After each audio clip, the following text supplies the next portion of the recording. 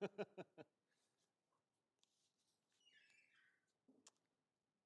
not good. I'm going to need this.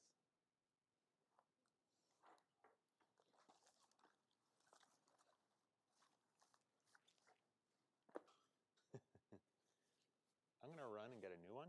I'll be right back. Just broke my mask.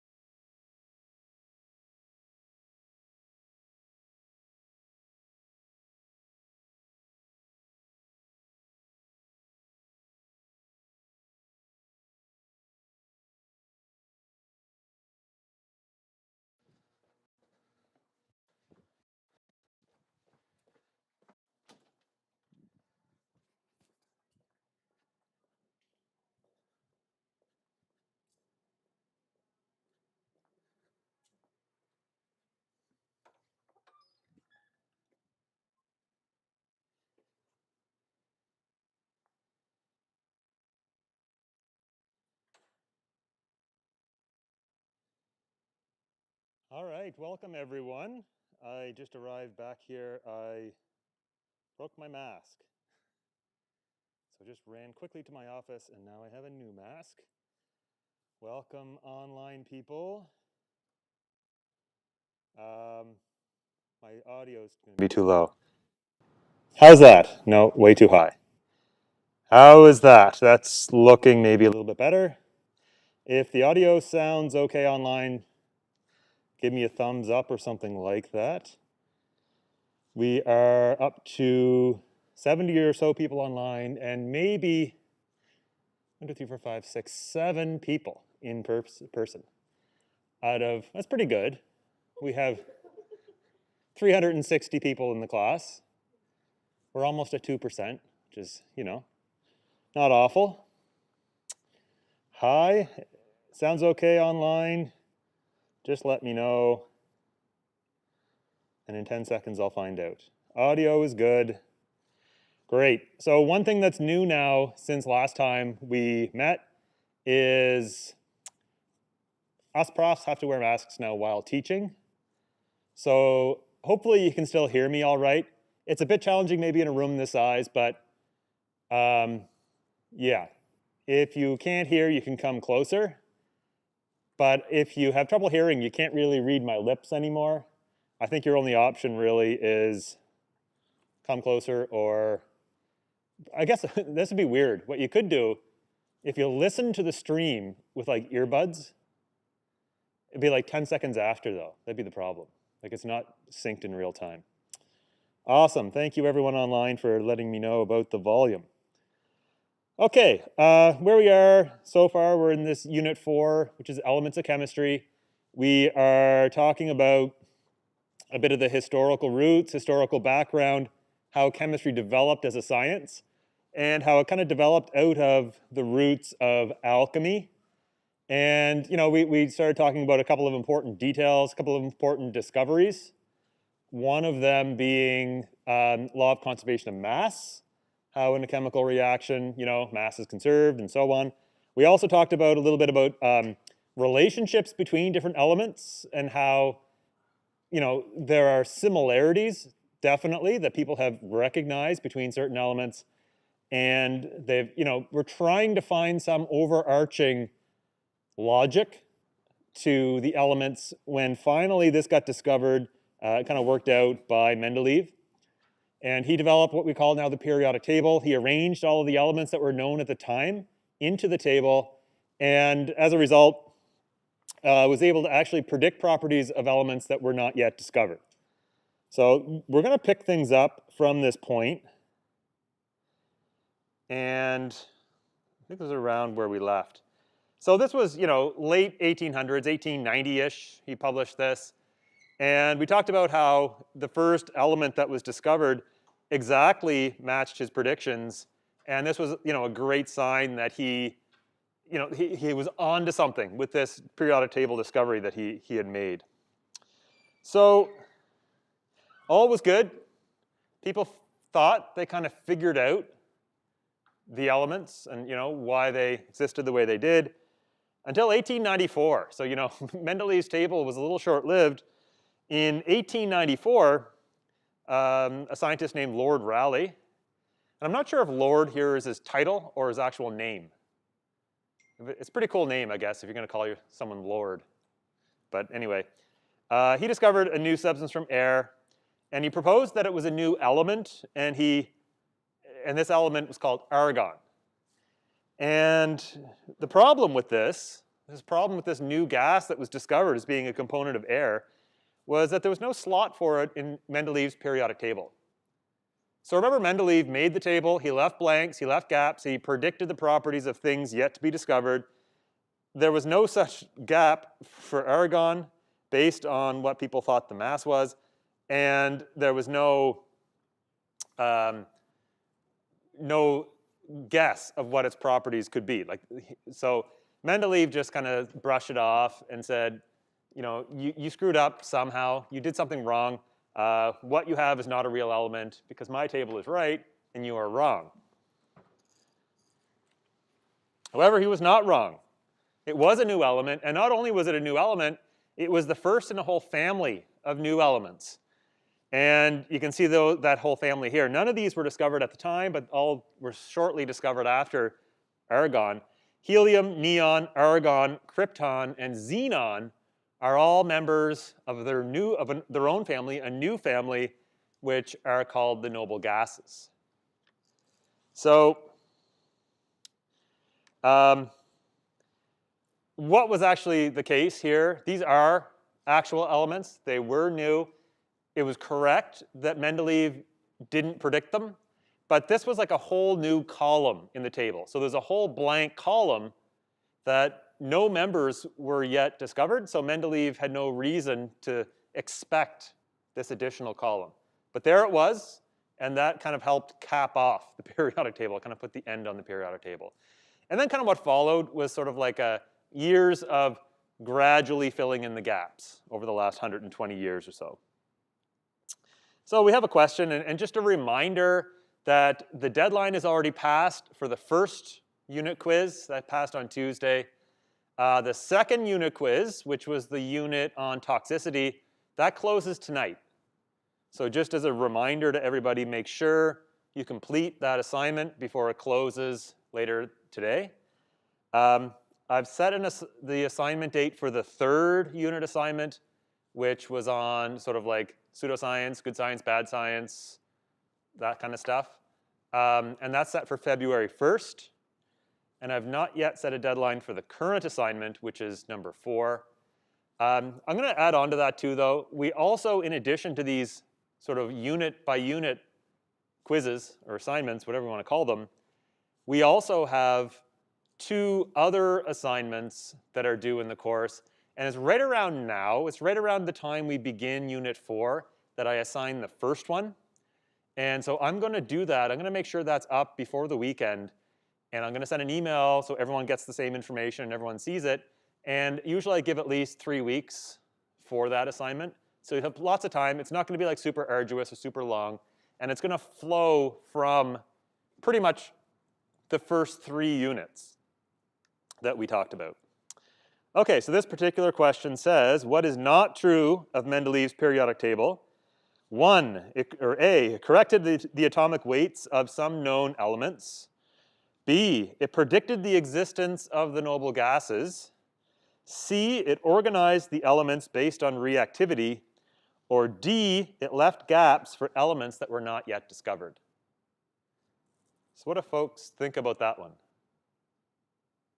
This is great now in person. I can actually get like feedback in real time. Any hands for A? B? Oh, we got some hands. C? And a D. The correct one here is B. So he did not predict the existence of the noble gases. He did correct some weights to make them fit in his table. He did organize them based on reactivity. And he did leave gaps for elements that were not yet discovered. Okay, just a couple of other notable things that happened kind of around this time. In 1897, a scientist by the name J.J. Thomson discovered small negatively charged particles that he called corpuscles, which is kind of a cool name. We renamed them electrons, which I guess is also kind of cool, but who knows? Corpuscles kind of sounds cool. He estimated that their mass was 1,000 times smaller than the smallest atom, which is actually approximately correct. And he hypothesized that these electrons are in all atoms, and that atoms must have also something in them that has a positive charge so that they overall balance the charge and are neutral. And so the way he did this, you know, he invented this machine you see here. It's called a cathode ray gun. And it basically uses an electric voltage to shoot electrons or remove electrons from metal. And you get this stream of electrons, and you can, he estimated the mass by deflecting the beam using magnets and doing calculations based on that. By the way, this is how, this is basically how old TVs used to work. Like if you went 30 years ago, your standard TV, you know, it wasn't a flat panel. It was those big things you had to carry around. They were called CRTs, which is cathode ray tube. And they worked by basically firing electrons at phosphors that were on the surface of the glass. And they would light up. And then you would, you know, sort of cast the picture on the inside of the TV screen that way. So there's negative things in atoms called electrons. Rutherford came next. You know, how many years? 15 years later, 1911. And he discovered the positive part. And he did this experiment called the gold foil experiment, which is kind of a famous one now. Basically what he did is he took a piece of gold foil and kind of rolled it as thin as he could actually make it. And gold, actually, like many metals, it's very malleable. And it's ductile as well. So you can spread it and you make a really, really thin foil. And like so thin, like if you, I think you can buy this stuff, like gold foil for like, it's like a craft thing. It's so thin that it weighs basically nothing. So the fact even that it's pure gold means that it's still cheap, relatively cheap. He made this really thin gold and he kind of made a little sheet of it and he started firing alpha particles at it. And alpha particles are basically, if you have a radioactive source, it's basically small nuclei. They're nuclei of helium atoms. They were shooting out, they'd hit the gold foil, and at this time, you know, they didn't really understand how atoms were structured. They thought maybe there was just sort of like a block or a ball or something, and somewhere in there was things that were positive, and somewhere in there were things that were negative, as they called corpuscles or electrons. And the model they kind of had at the time is sometimes called the raisin bun model. So they viewed an atom as kind of looking like a bun, right? Which is sort of consistent density all the way through and had like the odd raisins in it. So the raisins were the electrons. What Rutherford found out though is by blasting these particles through, he found that many of the particles would just go right through the foil, but every once in a while, one of the particles would hit something hard in the foil and deflect off at some angle. And he had this sort of, you see this photographic film thing going around. He had this like circular detector around it. And even though most went right through, straight through, they didn't encounter any resistance. They just blew right through the material. Every once in a while, one would like hit the material and bounce off. And so what he showed with this experiment is that in the atoms of the gold in the foil, almost all the mass is concentrated in small little regions and is mostly empty space. So if the particle goes through, most likely outcome is it just hits empty space, flies right through, and hits the detector on the other side. But if it happens to hit one of those little hard balls where all the mass is located, it'll bounce off.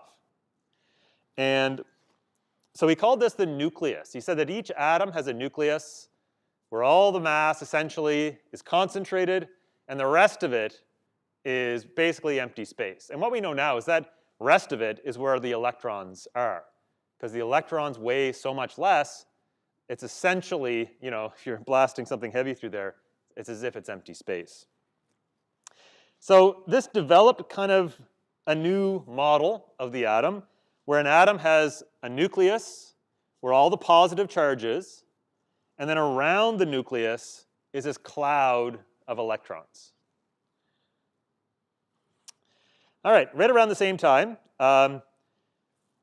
another phenomenon was discovered, and this is the phenomenon of radioactivity. And first was a scientist named Roentgen, and in 1896 discovered certain materials would give off some mysterious kind of light. And the way he discovered this, by the way, was totally by accident. Back in those times, like if you wanted to take a photograph of something, you needed photo paper or photographic paper, which was like paper or often glass at the time that had like certain silver salts on them. And when they were exposed to light, they would turn dark, and they would create what's called a negative. And so if you buy these sheets of either glass or paper, photographic paper, you can't let them be exposed to light, because as soon as light touches them, it turns them black, and you only want them to be developed when they're inside of a camera, getting the light that you want for the picture that you're taking. So what you do is if you buy these or make them or whatever, you just make sure you keep them in the dark all the time before you're ready to use them. So he had a bunch of these in a drawer in his lab. And he also had these certain rocks that he got from some other place, and he just put them in the same drawer with them and closed the drawer and kind of forgot about them. Eventually, when he wanted to take his photographic paper out, he noticed it was already all developed. And you know, he was pretty smart, and that's the thing with a lot of scientists that make big discoveries. They're obviously very observant. If that was me and that happened, I'd be like, oh shit, and I'd just pick up the papers, I'd chuck them and go buy new ones or whatever if I really needed them. But he was like, well, they're kept in the dark. How could they have gone bad? And so what he kind of figured out is that rock that he put on top must be emitting some kind of light that's developing them when they're in a closed drawer away from light sources in the dark. And so he called these rays X-rays because he didn't know what they were. And in math, we used the symbol X to denote an unknown. So he called them X-rays because they were just some unknown ray. This is right around the time that Marie Curie and her husband Pierre Curie started becoming interested in this phenomenon as well. And they found these X-rays were emitted from a number of different substances, including an element known as thorium. And they began working with this material called pitchblende. And this pitchblende was kind of like a mineral. It's a source of uranium, but it was a whole mixture of a whole bunch of different things. And they realized that this was radioactive, giving off X-rays. And what they realized this was just a big mix of a whole bunch of things. And so what they wanted to do was purify it and figure out what in that is actually giving rise to that radioactivity, those X-rays. And so they started trying to purify it, remove parts of it that weren't radioactive, and they were able to concentrate it down to something that was 4 times more radioactive than pure uranium. So if it's 4 times more radioactive than pure uranium, What that means is that it's got to be something different than uranium, because if all you had was uranium, it wouldn't even be that radioactive. So it was some new thing that they had discovered, some new substance. They were able to continue to concentrate and concentrate and concentrate, and they ended up with a concentrate that was 400 times more radioactive than uranium, and they proposed that this was some new element that was not yet discovered. And they said this: we believe the substance we have extracted from pitchblende contains a metal not yet observed, related to bismuth by its analytical properties, so they knew which family it kind of belonged in. If the existence of this new metal is confirmed, we propose to call it polonium from the name of the original country of one of us. So this was written as like a husband-wife team, and polonium is named after Poland. So Marie Curie was born in Poland, and her husband was born in, I believe, France. So after her home country was where they decided to name it. Take a sip here.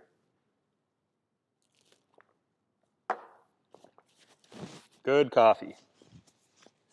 Definitely a power couple. So they continued working, continued trying to concentrate it more and more and more. They basically like worked tirelessly, hours and hours and hours in the lab, doing like very classical chemistry, you know, doing precipitation reactions and crystallizing, and you know, a lot of the same stuff that the alchemists did, spent a lot of time doing. However, they had a little more knowledge and, you know, knew what they were looking for and were very systematic about it, which is what made it different. They found another new element, which was 1,000 times more radioactive than pure uranium, and they called it radium. And radium is maybe something that you have heard before of. There's Radium Springs, I think is a place in Alberta somewhere, near Banff. Maybe it's in Banff, I don't know. Someone in the chat will correct me, I'm sure. So radium is an interesting substance. Radium kind of found an immediate application. At the time, you know, this was around when like electricity was discovered, but it certainly wasn't widespread. So it wouldn't have been normal for homes in Wolfville at that time to be connected to the power grid and have just flick the lights on and that sort of thing. So what that meant is, you know, people could tell time on a clock or a watch during the day, but if it was dark out, they had no idea. Unless maybe you had a candle and you held it up to the clock or something like that. So what they realized is that radium, because it's radioactive and is giving off X-rays, can be mixed with certain dyes to make this glow-in-the-dark paint, and it'll glow just indefinitely. It'll glow for years. And so this company kind of seized on this, used Marie Curie's kind of method to get large amounts of uranium, mixed it with this paint, and started a company where they sold both watches and clocks, where the numbers, as you can see here, are painted with this glow-in-the-dark paint. So you could check it at any time you wanted. So what happened with this was actually like really tragic, because when they discovered radium and these other radioactive elements, they had no idea that radioactivity was bad for us and could cause cancer and skin cell damage and all this sort of stuff. Not only that, people thought it was actually beneficial and would drink solutions of this stuff and whatever. With the, the radium girls, Maddie. So with the radium, with these clocks and watches, there was one company which I believe was in New Jersey that hired, it was mostly girls, like girls that were just graduating high school sort of thing. So they were young, looking for a first job, generally, you know, looking for labor that was not especially high skill. And they were hired to do this painting, you know, to paint the watches and paint whatever. And, you know, like anybody at that age, they'd do their job, they'd go to work, and then they'd want to party afterwards, go out, you know, whatever. And so what they would often do is they would, you know, take this paint. They were using little fine paintbrushes.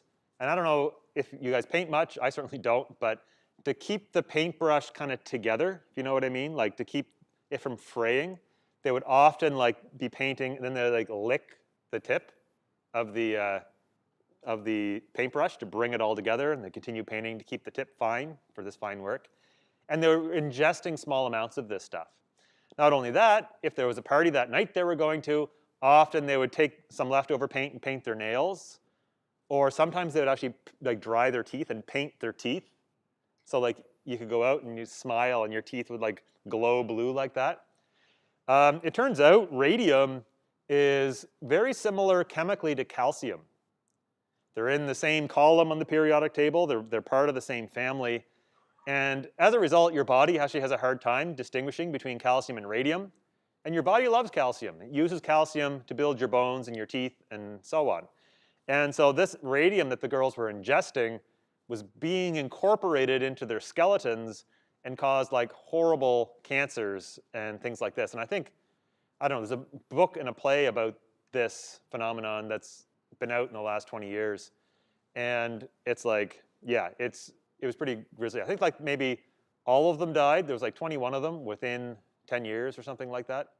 I don't know the details, but if you're interested, definitely a good cautionary tale, I guess I'd say. Their work resulted in a Nobel Prize in Physics in 1903 for really sort of helping to clarify the discovery of radioactive elements. And the Nobel Prize went to Marie Curie all by herself. Her husband didn't get the Nobel Prize. And there's a good reason for that. It was that he was dead. And there's a rule. You can't win a Nobel Prize if you're dead, except for one exception. There's one exception where you can win a Nobel Prize if you're dead. They announce the prize typically in the fall, and then it's a few months later that they have the awarding ceremony. If you're alive when they do the announcements and then die before the ceremony, they still award you the Nobel Prize posthumously. But if you die before the announcements are made, tough luck. So Pierre Curie died before the announcement, didn't get a Nobel Prize, but Marie Curie did. And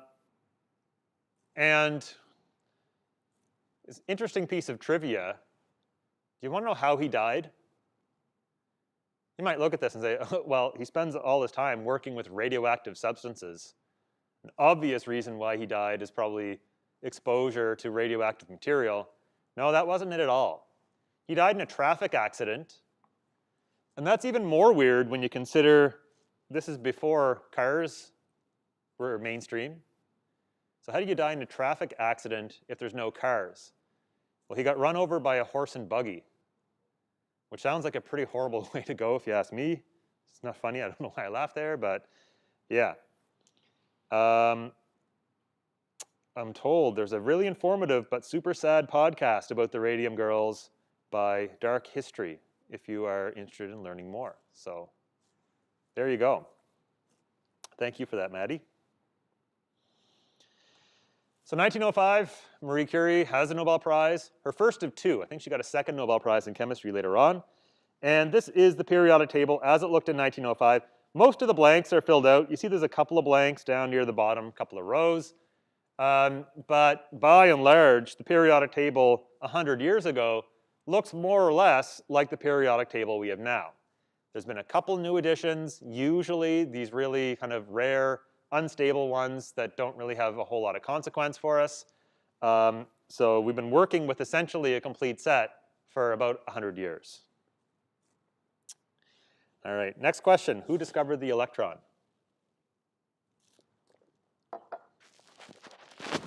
You get Rutherford, Mendeleev, Curie, or Thomson. And the correct answer here is J.J. Thomson. Rutherford discovered the nucleus, which has the protons in it. Mendeleev discovered the periodic table, which is basically a system of organizing the elements. Marie Curie discovered a bunch of radioactive elements and helped people understand what radioactivity even was. And of course, Thomson was the electron. What element was discovered by Marie Curie and ultimately named after her country of birth? And that one is B, polonium. All of these are named after places, though. Francium, obviously France. germanium, Germany, and americium is how you pronounce that, americium. So it's americium. I don't know. It doesn't kind of, it's not pronounced the way you might expect it to be. Lots of elements are named after place names. There's one place, I forget where it is, maybe in Sweden or somewhere. It's like a small town called Ytterby. And there's 4 elements that were all discovered in that place. And they're called ytterbium, yttrium, erbium, and terbium. 4 different elements, all found in one source. All right, so this is the complete periodic table as we see it today. And there are 118 elements that have been identified, discovered, and confirmed. And these are confirmed by an international body called the International Union of Pure and Applied Chemistry, also called IUPAC. It's kind of an international organization that helps set like standards for naming and different conventions for how we do measurements and things like that, so that chemists in different countries can really communicate with the same language, so that we don't have confusion and it makes it easier to share knowledge. So IUPAC really gets to decide when new elements have met sort of the standard for evidence that's needed to show that they're real. And here we go, we have 118. Those bottom 2 rows, by the way, the actinides and lanthanides, usually they're kind of like cut out and are cut out and put down at the bottom like that. But you see where those 2 asterisks are?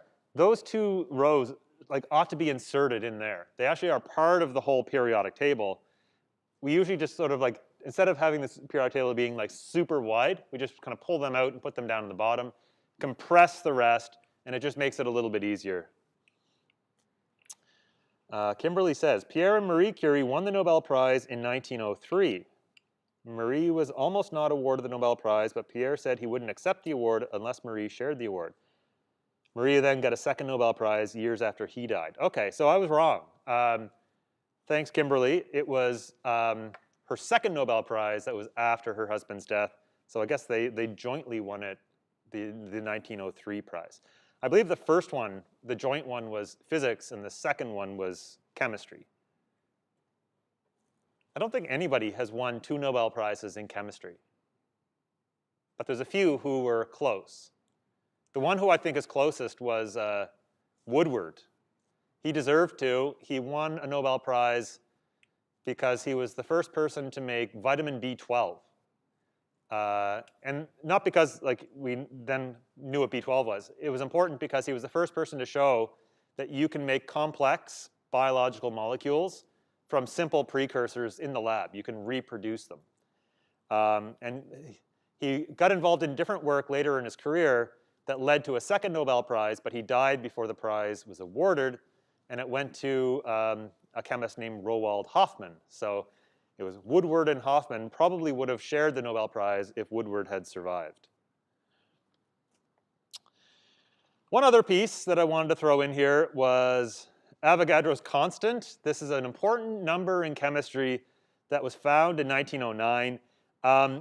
It's called Avogadros Constant or Avogadros number, even though Avogadro was long dead when it was discovered. Avogadro lived from 1776 to 1856, and Avogadro's number wasn't discovered until 1909.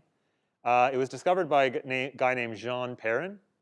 That's probably is a French pronunciation, but he decided to name it after Avogadro, and I realized I spelled his name wrong there. Avogadro, it's Avogadro.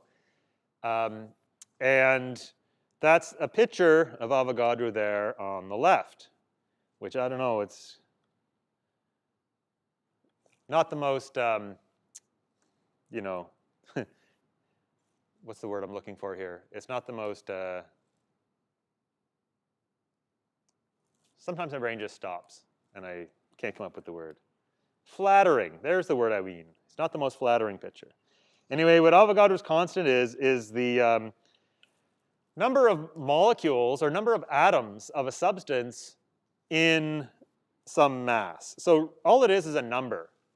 And they used carbon initially to define Avogadros constant. And they said if you took 12 grams of carbon, exactly 12 grams of carbon, and you counted up exactly how many atoms there are in there, it's a number very close to 6 times 10 to the 23rd, which is a gigantic number, super, super large number. And we call that number the mole now. So it's just a number, just like a dozen. A dozen is just a number, it's 12. A mole is just a number, 6 times 10 to the 23rd, sometimes also called Avogadro's number or Avogadro's constant. And it's a way that we can sort of bridge the gap between the mass of a substance and the number of atoms in the substance. So it's very important to chemists. It gives us an idea, too, of like how small an atom is. Like 10 to the 23rd is a gigantic number. In fact, like human beings are really terrible at like conceiving of numbers that are either super large or super small. And this is a number that's super large. So like to get an idea of what this means, if you took 12 grams of carbon, which is amount like kind of like a little handful in your palm, that would have 6 times 10 to the 23rd. And you look at the world GDP from 2014, which was 80 trillion, that's 10 to the 13 US dollars. So if you took the world GDP every year for 7.5 billion years, that would be 1 mole of dollars. If you took a mole of peas, if you could take a mole of carbon atoms and inflate them to the size of peas, 1 mole of peas would blanket the entire Earth a half a kilometer thick with peas. And even that is something we probably can't even really imagine. But Avogadro's number is a gigantic number which just really reinforces how tiny molecules are. So what does Avogadro's number represent? It is the number of atoms in 12 grams of pure carbon. It is the number of molecules on Earth, the number of peas needed to cover the Earth, the number of atoms in a molecule, and the answer here is A, the number of atoms in 12 grams of pure carbon.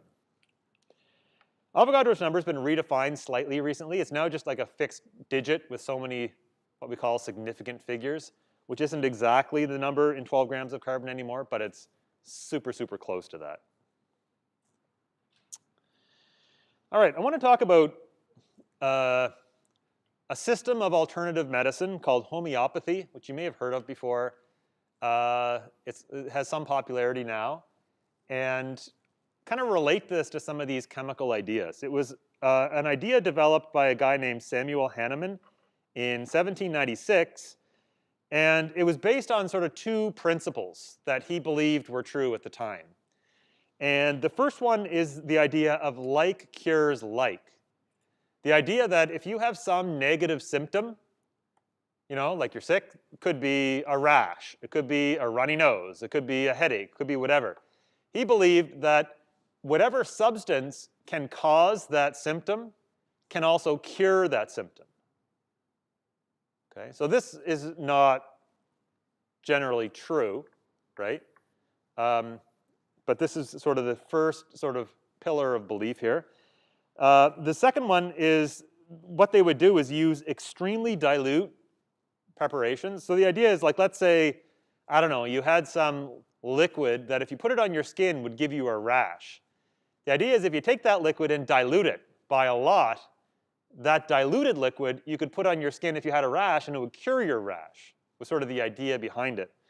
And in all fairness to homeopathy, you know, if you go back to 1796, the state of medicine at the time was really, really crude and rudimentary, and there were some horrific treatments that people would attempt. You know, like if you have chronic headaches, people would like drill holes in their heads and things like this.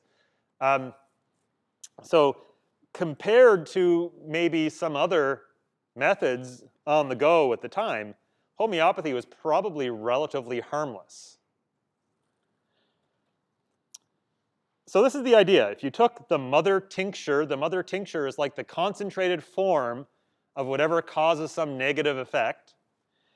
Then what you could do is do something called serial dilution. And serial dilution just means you take 1 part of the concentrate, mix it with 99 parts of a pure solvent like ethanol or water, And then you would end up with a 1 in 100 dilution, and we would call that a 1C dilution. So it's been diluted by a factor of 100.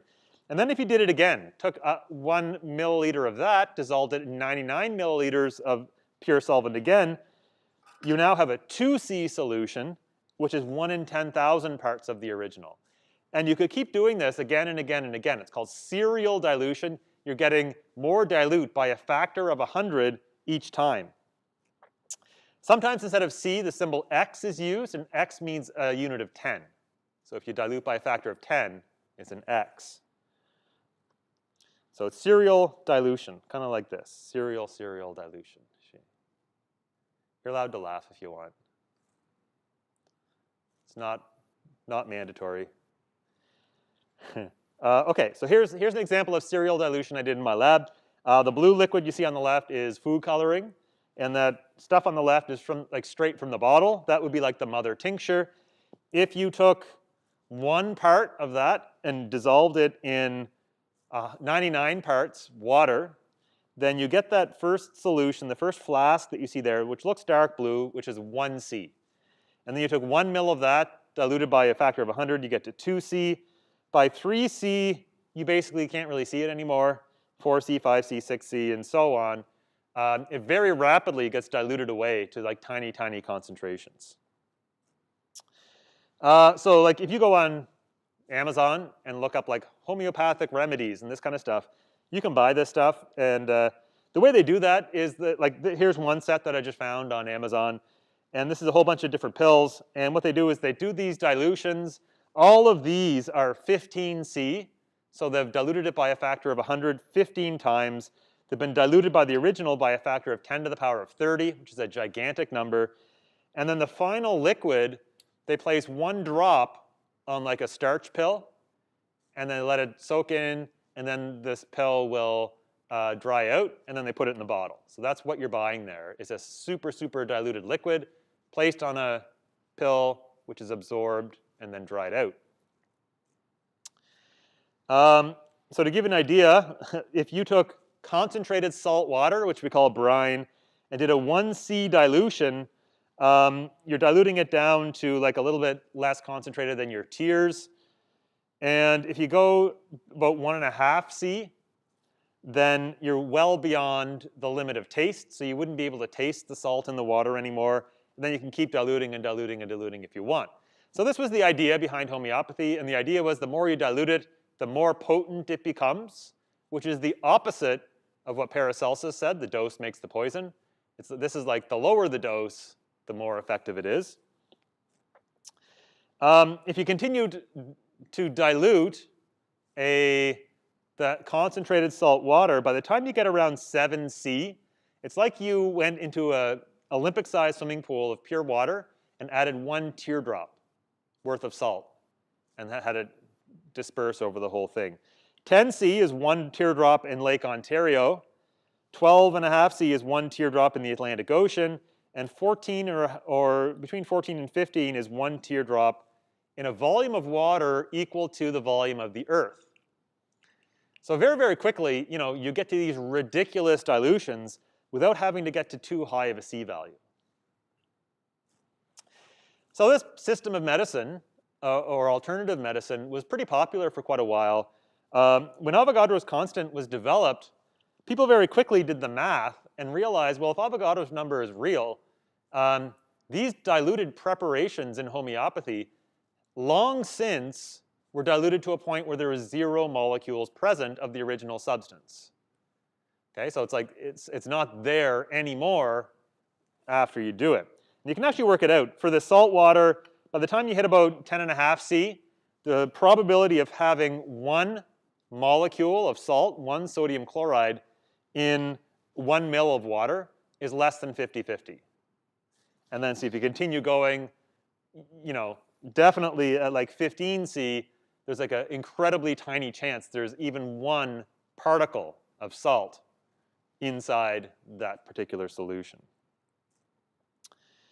So you buy this is 15C. Almost certainly, all of these preparations in these things contain 0 molecules of the original substance. And you can see it's pretty expensive. This one you could buy, there's lots of bottles there, but it's $235. Essentially what you're buying is sugar pills that have been wetted and dried, because all that's come in contact with them is just water that contain nothing from the original preparation. Yeah, we know that. Here's another one you can buy. And this is why I always say, like, be very careful when you're buying things in pharmacies, because just because it's being sold by a pharmacy doesn't mean it works or is effective. This one is called oscillococcinum. And oscillococcinum is using a naming convention that's often used for bacteria. There's no such bacteria with this name. It's a homeopathic treatment for flu-like symptoms. You see what it says. It says on the bottom left that it's homeopathic medicine that contains 6 doses. Just like briefly looking at this, if you had the flu, you might pick this up on the shelf and say, oh, this looks great. I kind of feel crummy.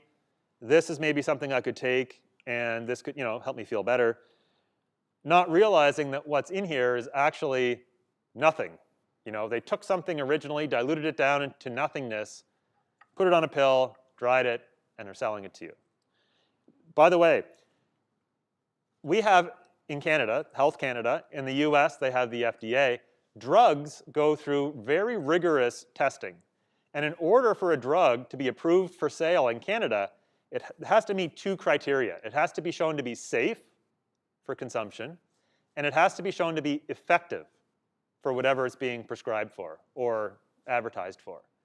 So, if you go to the doctor and get a prescription, you can be certain that that drug, if it's being sold to you in Canada, has met Health Canada's criteria for safety and effectiveness. Homeopathic treatments and supplements and, vitamins and all these things, there's shelves and shelves of it at the grocery store or at the pharmacy. They don't have the same criteria as drugs. They have to be proven to be safe, but they do not have to be proven to be effective. So there's all kinds of things on the shelves of pharmacy that are being marketed as if they'll help you with some sort of symptom with no evidence at all that they have any kind of effectiveness. And so it's this weird kind of loophole or double standard in the laws that we have here. Okay, so this particular type of treatment, if you flip the box around, it tells you it's a 200C solution. So it was diluted by a factor of 100, 200 times. So it's like an incredibly, incredibly, incredibly dilute solution. The original material that they use here, by the way, the mother tincture, is ground up, I think it's liver and kidney of a goose. And why they chose that as something to help with your flu symptoms, I'm not quite sure. But that's what they do. They take like internal organs of some goose or duck or something like that, grind it up, make a dilution, dilute it 200 times. The final dilute solution, put a drop on a pill, dry it up, put it in the container, and sell it to you for 30 bucks or something. So that 200C, by the way, like if you continue our dilution, assuming it was concentrated salt water, 50C is like 1 teardrop dissolved in a volume of water equal to our universe. They didn't stop at 50. They went to 200. To give you an idea, by the way, how big that number is, 10 to the power of 400, the observable universe contains around 10 to the power of 80 molecules, or atoms. So if you counted up all the atoms that we think exists in the universe, you look up into the sky, all the stars, all the solar systems, all the planets, all the atoms added up together is around 10 to the power of 80. This is diluted by 10 to the power of 400. And every power of 10 is like multiplying it by 10. It's 10 times bigger. 10 to the 401 is 10 times more dilute than that. So there's definitely 0 molecules of the original substance present. So how does it work? Like, how do they propose in the face of this truth of Avogadros constant and the existence of atoms and the fact that you can't subdivide below a certain point? One of the popular theories used is that water has memory, and that even though the final solution doesn't have any molecules in it, somehow the water remembers that the molecules used to be there. And in this theory, or in this idea, it's not clear why water may remember some molecules and not others, or how that memory is transferred.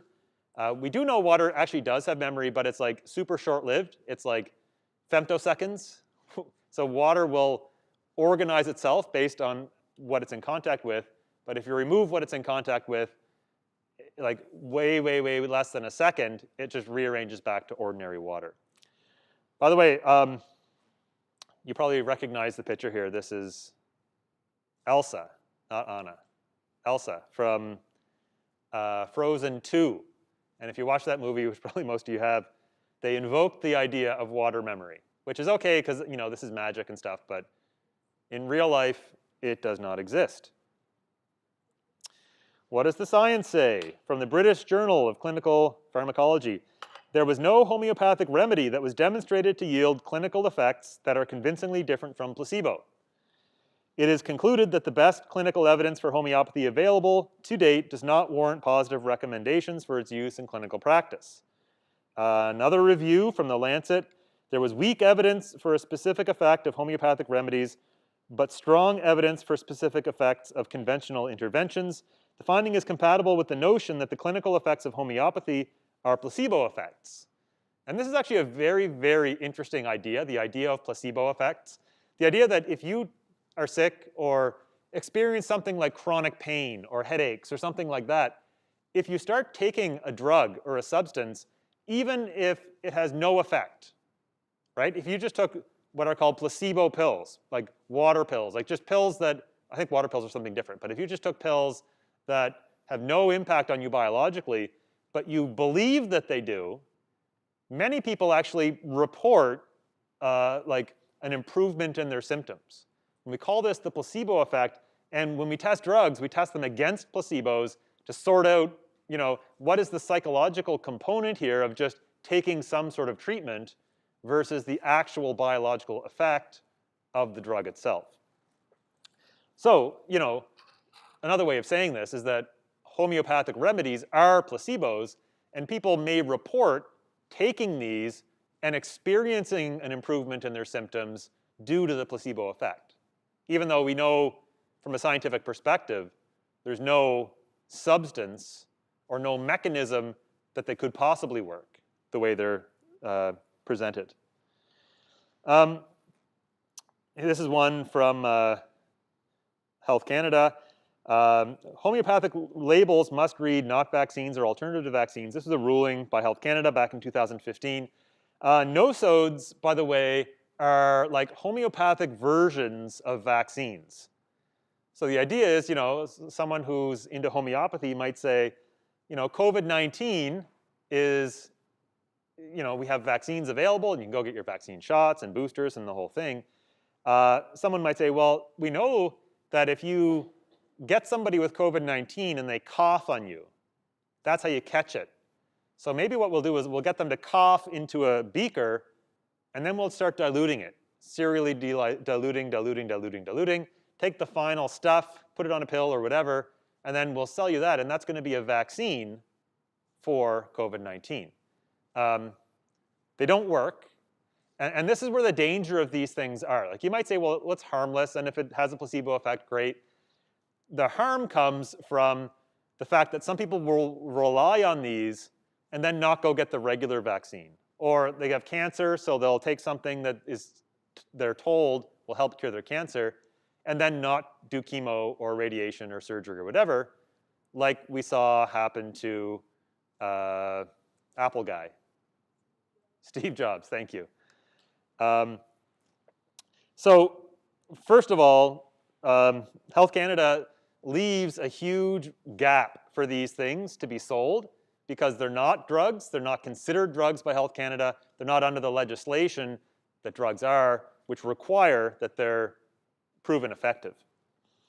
Robert Strang had this to say, I guess our position would be, why would we even have these on the market at all? There's no evidence they're effective, and they can do significant damage by the perception that they're an acceptable alternative to immunization, especially at a time when we have significant issues with our vaccine coverage rates. And this is a super interesting quote right now, because this quote was made in 2015, way before COVID, way before any of the current issues we have around anti-vaxxers as it connects to the COVID-19 pandemic.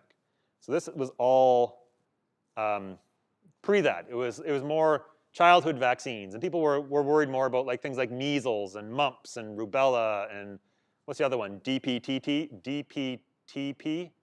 pertussis, tetanus, polio. I forget what the other one is.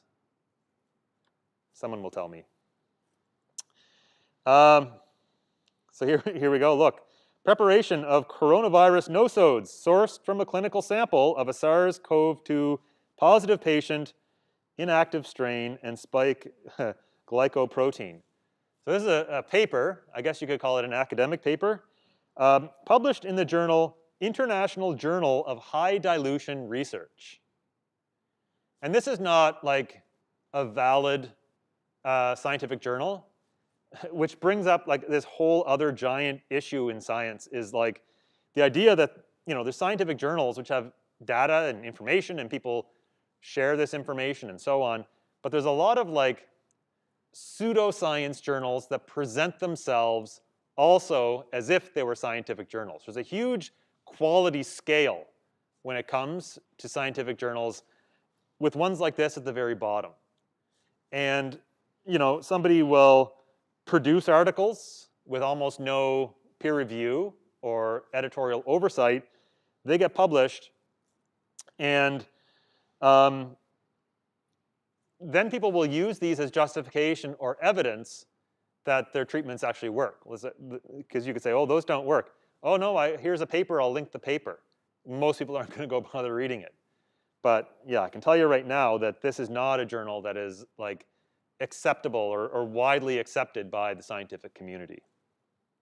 But it does go to show for sure that people are right at it, trying to apply homeopathy to the latest and newest thing, even though it's very much a discredited idea. Question 11, which of the following is not a central belief in the practice of homeopathy? A, homeopathic preparations become more potent as they are diluted. Law of similars, a substance that can cause a negative symptom can also be used to treat that symptom when diluted. C, homeopathic preparations are considered safe and effective by Health Canada. That's a weird answer given the question. D, between serial dilutions, homeopathic preparations must be shaken in a specific way called succussion. That's another one. There's sort of a ritualistic aspect to how you do the dilutions, which brings some ideas over from alchemy, which actually overlapped a bit in time, I think, with the development of homeopathy. But if you don't shake it properly, for example, then it supposedly doesn't work the way they suggest. So the correct answer here is C. They are not considered safe and effective by Health Canada because they aren't considered drugs. So they're not regulated. They don't need that stamp from Health Canada. They do have to be proven safe. So that means you can have them without causing any direct damage to your body. That safe does not include indirect damage, meaning you take them and therefore forego other treatments. Okay, so DTAP, diphtheria, tetanus, and pertussis. So I think polio is in there too. DPTP, maybe, I don't know. Maybe they don't do polio anymore. Anyway, this is the end for this particular unit, and given the time, it's like 2 o'clock, pretty well on the nose.